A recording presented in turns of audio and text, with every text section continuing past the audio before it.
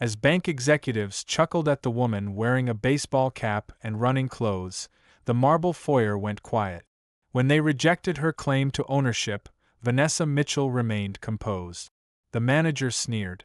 "This bank isn't for sale to someone like you," he said. They were unaware that Vanessa's husband had already bought it, and their giggling would turn to disbelief as soon as he entered.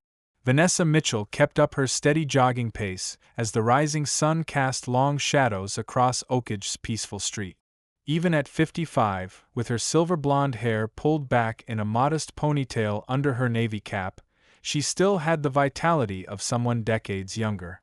She turned the corner into Miller Park, the familiar weight of her water bottle bouncing against her hip. Long before she met Richard and their lives drastically changed, this daily routine had served as her haven for years. She was just that pleasant Mitchell woman who volunteered at the library and never forgot birthdays, according to the neighbors who waved as she went by. Vanessa slowed toward the community bulletin board at the park entrance, her breathing calm. She stopped abruptly when she saw a bright yellow notice. Notice of closure of Oakage Community Bank. With increasing concern, she drew the page closer and looked over the details. 30 days? As she read more about the purchase by National Financial Group, a global behemoth infamous for closing local branches and doing away with individualized services, she said, "They're giving everyone just 30 days. Vanessa recalled Mrs. Henderson, who continued to walk to the bank every Friday to deposit her meager pension check despite being 87 years old, and the loan officer who had facilitated the launch of numerous small enterprises. This bank was more than just a structure. It was Oakage's financial lifeblood. Having neglected her morning run, Vanessa took out her phone and called Richard. "It's me. Is this notification regarding Oakage Community Bank visible to you?" As she listened, her face changed from one of worry to one of deliberate resolve. "I understand that you spend your entire day in meetings, but this is crucial. Do you recall our conversation from last month?" One more pause. "Exactly. Now I'm going to walk over there and find out what's actually going on. You don't need to rearrange your schedule. I'll take care of the initial discussion." Vanessa checked her watch and hung up. In 20 minutes, the bank would open for business. This couldn't wait, but she hadn't intended to go to a financial institution in her pajamas. There were some things that were more significant than looks. Memories of her own hardships before meeting Richard came flooding back as she jogged in the direction of the bank. Her modest bookstore was rejected by the doubtful loan authorities. She was treated like a child by the financial advisory. She had been fired numerous times because she didn't match someone's definition of success. 15 years had passed since then, before her bookstore became a regional franchise. Richard Mitchell had previously met her at a publishing conference, prior to the fact that their romantic and professional partnership had changed their lives. However, Vanessa had never forgotten the experience of being evaluated solely on the basis of outward appearances. That was the reason she continued to drive her ancient sedan in spite of their significant fortune, continued to shop at the neighborhood farmers market. She continued to run about the neighborhood in the mornings. It wasn't a performance. She was that person. When Vanessa reached the glass doors of the bank, she paused to collect her breath. She could see the employees getting ready for the day through the windows, men and women in sharp suits organizing papers and setting up teller stations. They appeared productive, polished, and utterly oblivious to the fact that their corporate supervisors intended to fire them within the month. Vanessa's shoulders erect. She was more than just Richard Mitchell's spouse. She was present because she recognized the need of treating everyone with respect, regardless of their financial situation, and of community and personal connection. With scarcely concealed disdain, the bank manager unlocked the door after glancing at Vanessa's sportswear. She inhaled deeply before entering. The interior of the bank was decorated with mahogany and polished marble, which were intended to give a feeling of solidity and history. The clicking keyboards and whispered chats stopped for a second when Vanessa walked in. When they spotted her casual attire, several employees looked up, their faces varying from inquisitive to contemptuous. A young receptionist inquired, "Can I help you?" in a tone that suggested she wasn't sure she could. "Yes, I'd like to speak with the manager regarding the closure notice," Vanessa said, her voice confident despite being dressed in running clothes among suits and ties. The receptionist's professionally pleasant smile didn't reach her eyes. "Do you have an appointment?" "No, but this is rather urgent." "I see." The word dripped with skepticism. "May I ask what this is concerning, specifically?" Vanessa considered her response carefully. "It's about a potential alternative to the planned closure." This caught the receptionist's attention. She picked up her phone, whispering something Vanessa couldn't quite catch. After a brief conversation, she gestured toward a waiting area. "Miss Kensington will be with you shortly. You can take a seat over there." Vanessa nodded her thanks and sat down, noticing how the leather chair seemed to emphasize her out-of-place attire. She caught snippets of whispered comments from nearby employees. "Probably wants to complain about her mortgage. Like she could do anything about the closure. Shouldn't she be at the gym instead?" She ignored them, focusing instead on the framed photographs lining the walls. Images of Oakage through the decades, the bank prominently featured in many community celebrations. After 15 minutes, longer than necessary, Vanessa suspected, a tall blonde woman in an immaculate gray suit approached. Her smile was practiced, her handshake brief. "I'm Patricia Kensington, branch manager. I understand you have questions about our transition." She led Vanessa toward her office, clearly intending to contain whatever complaint this inappropriately dressed woman might have. "Actually," Vanessa replied, "I'm here to discuss a potential purchase." Patricia froze mid-stride, turning slowly. "Purchase?" "Yes. Of the bank." The manager's laugh was instant and dismissive. "Ma'am, banks aren't like grocery stores. You can't just walk in and buy them. Especially not." Her eyes flicked over Vanessa's running clothes. "Especially not someone like me," Vanessa finished for her, voice level. Patricia's expression shifted to the practiced customer service mask. "What I mean is, acquisitions are handled at the corporate level through proper channels. Currently, National Financial Group has already begun the purchase process." "I'm aware," Vanessa said. "But their offer isn't finalized, and I believe there's still an opportunity for alternative arrangements that would better serve this community." By now, their conversation had drawn attention. Several employees had positioned themselves within earshot, barely disguising their interest. Patricia's smile tightened. "Perhaps you'd like to speak with one of our financial advisors about investment opportunities more suitable for your situation." "That won't be necessary. I'd like to discuss making an offer for the entirety of Oakage Community Bank." A snicker came from somewhere behind them. Patricia didn't bother hiding her amusement now. "Ms. Mitchell." "Vanessa Mitchell." "Ms. Mitchell, banking acquisitions involve millions of dollars, complex regulations, and financial backing that, frankly." She gestured vaguely at Vanessa's appearance.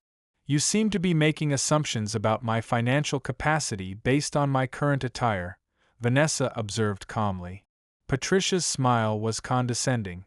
"Look, I appreciate community spirit, but this isn't a bake sale fundraiser. This is a multi-million-dollar financial institution." More employees had gathered now, some openly smirking. "Perhaps if you made an appointment and returned with your financial advisor, and in more appropriate attire, we could at least hear your concerns about the closure." Vanessa noticed how the staff exchanged glances, some rolling their eyes. She maintained her composure, remembering why she was here. This wasn't about her pride. It was about the community that depended on this bank. "I don't need to make an appointment," Vanessa said calmly. "And I don't need a financial advisor. What I need is for you to take my offer seriously." Patricia's professional veneer cracked slightly, replaced by visible irritation. She gestured to her office. "Fine. We can discuss this privately."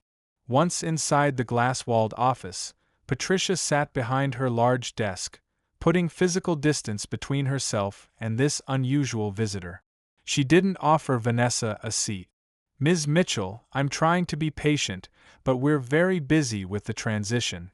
National Financial Group is paying $12 million for this branch. Do you have that kind of capital available?" "I believe the branch is worth more, considering its community impact," Vanessa replied. "I'm prepared to offer $15 million. Patricia's eyebrows shot up. Then her face settled into an expression of pity mixed with amusement. She turned slightly, catching the eye of a colleague through the glass wall, and gave a small eye roll. "And how exactly would you finance this purchase? A community fundraiser? A GoFundMe campaign?" Her voice dripped with sarcasm. Outside the office, more staff had gathered, sensing entertainment. An executive leaned against a nearby desk, watching the scene unfold with undisguised amusement. "My husband and I have the necessary funds," Vanessa stated simply. This triggered an actual laugh from Patricia. "Your husband? And what does he do exactly?" "He's in finance." "Finance," Patricia repeated, drawing out the word. "Like a bank teller? Or perhaps he sells insurance from your garage." A wave of snickers spread through the growing audience outside. Someone whispered loudly enough to be heard, "Maybe he drives an armored car." Vanessa remained poised, though her jaw tightened slightly. "Actually, he—" "Let me stop you there," Patricia interrupted, standing up. "This has gone far enough. I've humored you because we value all community members." She paused, searching for a word, "even the eccentric ones. But I have actual business to attend to." She opened her office door, a clear dismissal. "Jerry," she called to a security guard, "please escort Miss Mitchell out." She was just leaving. The employees outside didn't even try to hide their amusement now. One man in an expensive suit leaned toward a colleague and stage whispered, "Think she knows the difference between $1 million and $1 billion?" As Vanessa stood her ground, Patricia's smile became cold. "Perhaps next time, wear something more appropriate if you want to be taken seriously in a financial institution." The security guard approached reluctantly, clearly uncomfortable. "Ma'am, if you could please come with me." Vanessa looked around at the smirking faces. The judgment. The dismissal. She'd experienced this before, but it never stopped stinging. Still, she knew what came next. "Before I leave," Vanessa said, her voice carrying across the now silent lobby, "I'd like to know who I can contact at your corporate headquarters regarding this matter." Patricia sighed dramatically. "If you insist on pursuing this fantasy, you can contact the Chief Acquisitions Officer at National Financial Group. Though I assure you, they have even less time for this sort of thing than I do." A man in an expensive charcoal suit stepped forward, his gold cuff links catching the light. "I'm James Wilson, Regional Director. What seems to be the problem here?" "There's no problem," Patricia replied quickly. "Ms. Mitchell was just leaving. She seems to think she can purchase our bank." James' eyebrows shot up as he took in Vanessa's appearance. His lips curved into an amused smile. "Is that so?" "Yes," Vanessa replied simply. "I believe this branch serves a vital function in the community, and I'd prefer to see it remain independent, rather than absorbed by a corporation that will likely close it within a year." James crossed his arms, visibly entertained. "And you have what, $15 million, just sitting around to make that happen?" "Actually, yes." A burst of laughter erupted from the gathered employees. Someone in the back called out, "Check her running shoes, maybe there's cash in the soles." James held up a hand to quiet the laughter, though his own smile remained. "Look, Ms. Mitchell, I appreciate community spirit. Really, I do. But banking is a serious business. We're not selling lemonade stands here." "I'm quite aware of how banking works," Vanessa replied. "Are you? Because showing up in," he gestured at her outfit, "workout clothes with no appointment, no financial records, no backing, suggests otherwise." Patricia stepped closer to James, clearly enjoying having an ally. "I've offered to schedule a proper appointment, but she insists on being difficult." She doesn't belong here, someone called from the back, triggering more laughter. That quickly died when James shot a disapproving look in that direction. That's enough, he said, though his own expression betrayed his amusement. Turning back to Vanessa, he continued, Miss Mitchell, while we appreciate your enthusiasm, this matter is well beyond your means. The sale to National Financial is nearly complete. Nearly, but not quite, Vanessa noted. James sighed. Jerry, please escort Miss Mitchell out. And he added with a pointed look at Vanessa, perhaps consider a financial literacy course at the community college. They're quite affordable. As the security guard approached again, the front doors of the bank swung open. The laughter died instantly as a tall, distinguished man in a perfectly tailored suit entered. His commanding presence drew every eye in the room. I hope I'm not interrupting, Richard Mitchell said, his deep voice filling the sudden silence. Vanessa's expression remained calm, though her eyes held a hint of warmth as she turned to her husband. Richard, you didn't need to come. Meetings ended early, he replied casually, crossing the lobby with measured steps. His Italian leather shoes clicked against the marble floor as employees unconsciously stepped back, creating a path. Richard Mitchell's reputation preceded him. Even in a bank full of finance professionals, his name carried weight. Forbes had recently listed him as the 28th wealthiest man in America, with a financial empire spanning 3 continents. James Wilson's face underwent a remarkable transformation, from smugly confident to slack-jawed recognition in the span of seconds. Mr. Mitchell, he stammered, extending his hand, this is an unexpected honor. Richard ignored the outstretched hand, his gaze locked on Patricia. I understand you've been speaking with my wife about acquiring this institution. Patricia's complexion had turned ashen. Your wife? Her eyes darted between Vanessa in her running clothes and Richard in his bespoke suit, struggling to reconcile the two. Yes, Richard replied, his voice pleasant but firm. Vanessa mentioned the community's concerns about the pending sale. We thought we might offer an alternative. James attempted to recover, straightening his tie nervously. Mr. Mitchell, had we known, that is, if Ms. Mitchell had mentioned her connection to you, would it have changed how you treated her? Richard asked, his tone making it clear there was only one acceptable answer. Patricia stepped forward, her customer service smile back in place, though noticeably strained. There seems to have been a misunderstanding. We certainly meant no disrespect. Of course not, Vanessa said, a hint of irony in her voice. You only suggested I take a financial literacy course and had security ready to escort me out. The lobby had grown so quiet you could hear the soft hum of the air conditioning. The employees who had been laughing moments before now studied the floor, the ceiling, anywhere but at the Mitchells. Richard removed a business card from his jacket pocket, handing it to James. My legal team will be in touch. I believe Vanessa mentioned an offer of $15 million. James nodded quickly, accepting the card as if it were made of gold. Make it $14 million, Richard continued, glancing around the lobby. The $1 million discount seems fair, considering the hospitality my wife received. Patricia's eyes widened in alarm. Mr. Mitchell, please, if we could start over. I think we're well past that point, Miss Kensington, Richard replied. Though I'm curious, what's your policy on addressing customers based on their appearance? Is that something National Financial Group endorses in its training materials? No one answered. No one dared. Richard turned to Vanessa, offering his arm. Shall we, dear?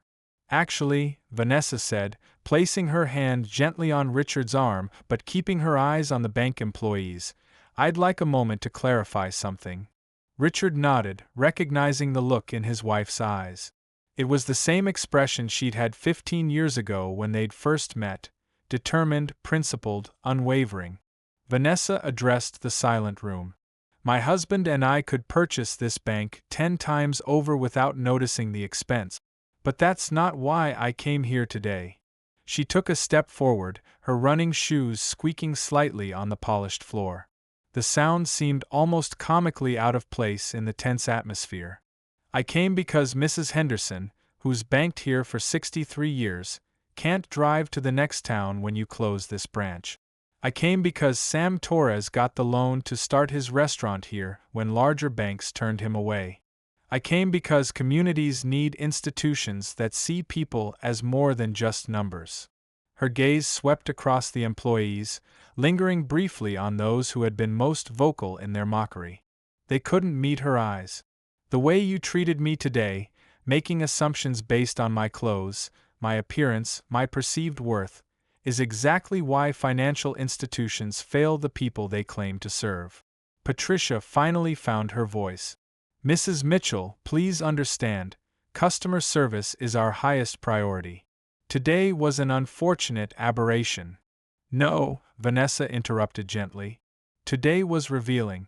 Until you thought I was connected to wealth, I wasn't worth basic respect.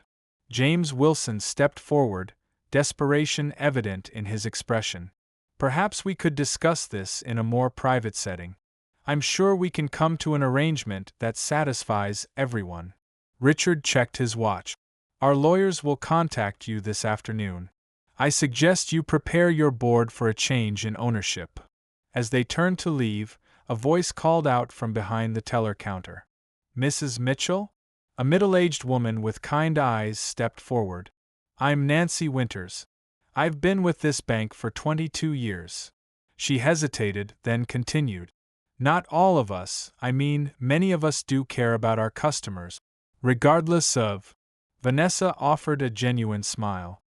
I believe you, Miss Winters, and that's precisely why this bank is worth saving. As they walked toward the exit, the sea of employees parted before them. The silence was deafening, broken only by Richard's parting words, delivered without turning back. When the acquisition is complete, we'll be reviewing staffing. I suggest everyone here take this opportunity to reflect on how they represent this institution. The glass doors closed behind them with a soft thud, leaving the bank in stunned silence. Outside, Vanessa squeezed her husband's hand. So much for my peaceful morning run. Richard chuckled. You never could resist righting a wrong. Sometimes the most powerful lessons come from unexpected teachers. If this story touched you, remember that dignity isn't determined by dress codes or bank account. Have you ever been misjudged based on appearances? Share your experience in the comments below. Don't forget to subscribe for more stories that remind us all respect should never be conditional. Where are you watching from today? Let us know.